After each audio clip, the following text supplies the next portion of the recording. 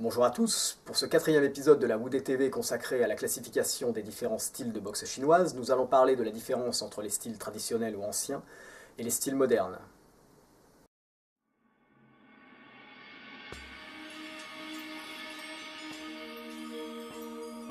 Un style martial traditionnel chinois est tout d'abord un style qui a été élaboré avant le début du XXe siècle.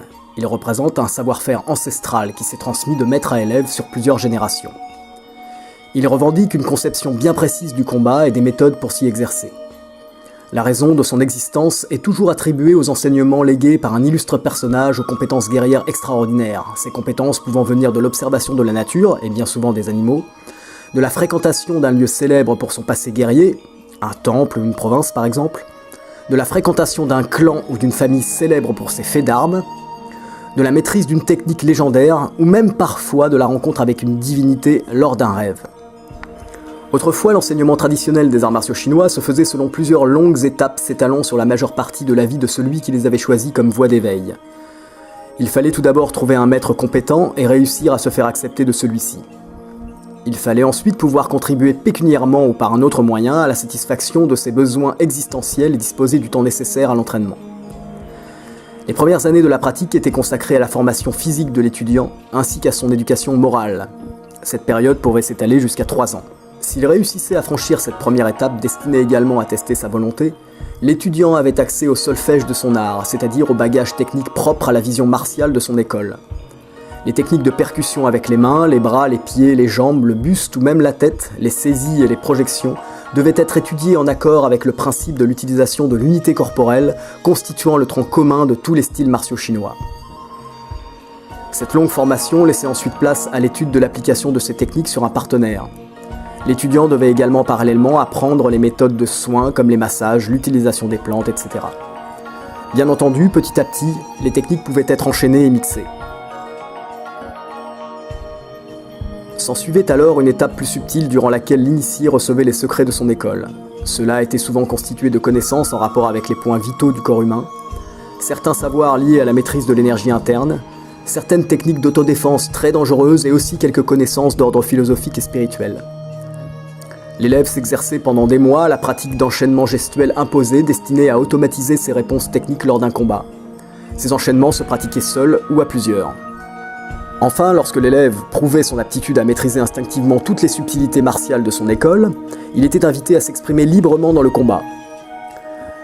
Ainsi, cette ultime étape nommée Sanchu ou main libre ne signifiait pas que l'on était libre de faire n'importe quoi, mais que l'on avait acquis la maîtrise complète d'un art qui avait, au fil des années, façonné notre corps, nos gestes, notre mental et notre esprit, et qu'il était désormais possible de pouvoir maîtriser un adversaire sans risquer de le détruire ou d'être soi-même facilement blessé, tout en improvisant et en s'adaptant. Libre signifiait aussi que l'élève pouvait désormais être libéré par son maître, c'est-à-dire d'une part recevoir l'autorisation de transmettre à son tour, et d'autre part de quitter l'école pour aller apprendre avec d'autres. Il recevait généralement un dernier enseignement spirituel censé lui révéler le sens de l'existence.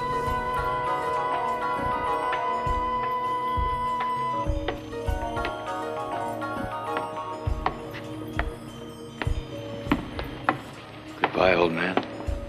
My master.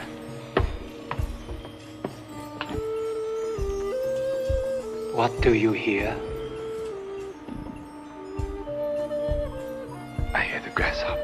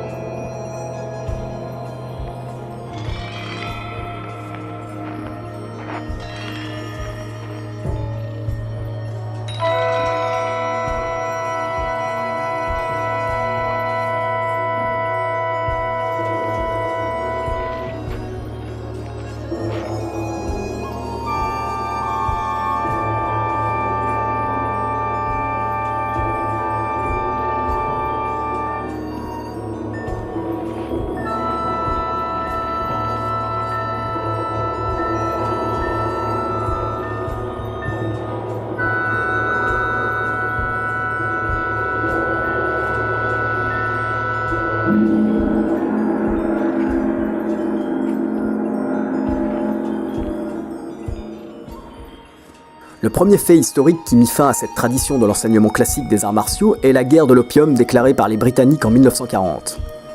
Face aux armes à feu des Occidentaux, les boxeurs chinois ne pouvaient pas faire grand-chose et les arts martiaux perdirent la confiance du peuple. En 1912, il y eut une tentative de réorganisation de l'enseignement des arts martiaux par le célèbre You Yuanjia, qui créa le premier institut de développement de la culture physique par la pratique du wushu. Cet institut fut nommé Jingwu. Organisé sur le modèle des écoles sportives militaires occidentales, Jingwu standardisa la transmission des arts martiaux chinois et en fit une discipline sportive. Ainsi, les traditions et les savoirs anciens commencèrent à se perdre, sans compter que plus de 90% des écrits sur les arts martiaux périrent dans les incendies causés par les Mandchous ou les guerres civiles qui suivirent leur chute en 1911. On peut d'ailleurs citer l'énorme incendie qui, en 1928, ravagea le temple Shaolin durant 4 jours, réduisant en cendres la totalité des inestimables documents qu'il abritait. Même s'il y eut dans les années 30 une prise de conscience de la disparition du trésor national que constituaient les arts martiaux chinois et par conséquent une volonté de retrouver les anciens savoirs pour les préserver au sein de l'Institut central des arts martiaux de Nanking, la Seconde Guerre mondiale mit un terme à tous les programmes de recherche. À l'issue de cette guerre, la Chine tomba sous le contrôle des communistes et la pratique des arts martiaux fut interdite. Il était en effet hors de question de fournir au peuple un outil capable de le rendre fort physiquement, moralement et spirituellement, surtout qu'en Chine, les boxeurs ont toujours joué un rôle décisif dans le renversement des gouvernements. Les interdits suscitent les tentations et un développement caché des arts martiaux était à craindre. Les communistes décidèrent donc de contrôler leur divulgation et, à partir des années 50, ils imposèrent sous le nom de Wushu une sorte de gymnastique martiale constituée uniquement à partir des mouvements esthétiques et acrobatiques qu'ils avaient pu observer dans les styles martiaux anciens. Il était alors plus du tout question d'apprendre aux adeptes de ces styles modernes à se défendre ou à combattre. Plus d'application martiale, plus de transmission des savoirs profonds liés à la culture de la vitalité du corps et de l'esprit. La performance physique était le seul but, ce qui fait de cette nouvelle discipline un sport de compétition au moyen duquel les pratiquants s'expriment par le biais d'enchaînements codifiés, imposés ou libres.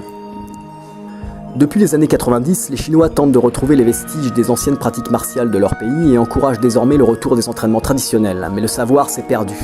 Les anciens maîtres sont morts, la plupart des écrits ont disparu et aujourd'hui, on ne peut plus s'entraîner comme autrefois. Les conditions de vie y sont même opposées. Les nouvelles générations ont beaucoup de mal à comprendre cet outil de développement personnel. Briller en société et être plus fort que les autres est plus important que de travailler jour après jour sur sa personne. Heureusement, certains styles n'ont pas subi la révolution culturelle et se sont transmis discrètement en s'adaptant tant bien que mal à la modernité. Il reste donc quelques courants de pratiques assez authentiques qui peuvent fournir à ceux qui ont le courage de les étudier de solides armes pour la vie.